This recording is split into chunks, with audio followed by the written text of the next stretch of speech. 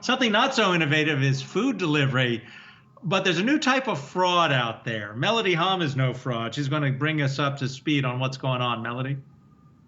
Yeah, and Adam, of course, it's another Pandora's box that seems to have been unleashed, especially during the 2020 era. I actually got some exclusive data from SIFT, which actually monitors a lot of business fraud, and they found that the rate of fraudulent purchases against total transactions for food delivery services in particular nearly doubled in February 2021 compared to February of last year. As all stories go, it began really personal for me. I got a text message from Doordash last week saying that my order was confirmed and was on the way. I immediately called the restaurant saying I have no recollection of doing a little snack delivery at 2 p.m. in the afternoon. I was in the middle of my workday, and the restaurant said, "Are you sure that someone isn't gifting it to you? And this could be a treat." I said, "No, I don't think dumplings are a treat from anybody in my realm." And she said, "Okay, fine, duly noted. The order is actually ready, but we'll make sure that it's not sent out."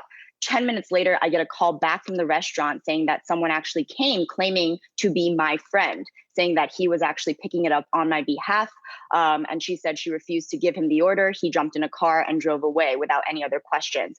All that to say, I knew that I was not alone, right? When you look at the number of transactions that have been fraudulent over the last couple of years, it has multiplied exponentially. And I think all of us being stuck at home has merely intensified that trend. The FTC did release a report just last month finding that there was a 47% increase from 2019's 3.2 million reports of fraud. That number sits at 4.7 million as of now, and credit cards, no surprise, end up being a huge bulk of that. Hey, Mel, have we heard at all from DoorDash, from Grubhub, from Uber Eats, just in terms of how they plan to address this issue? Because when you take a look at that chart that you just put up, clearly this is a problem that has really taken off.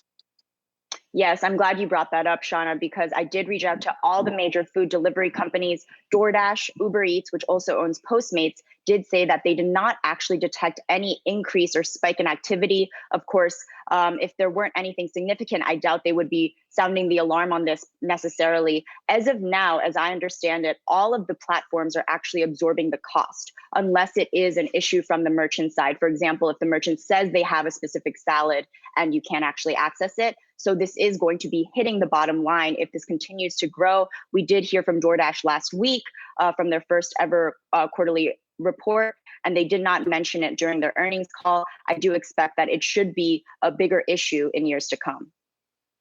Melody Hahm, thank you for alerting us about this. I think a lot of people are going to be checking their orders and their bills going forward.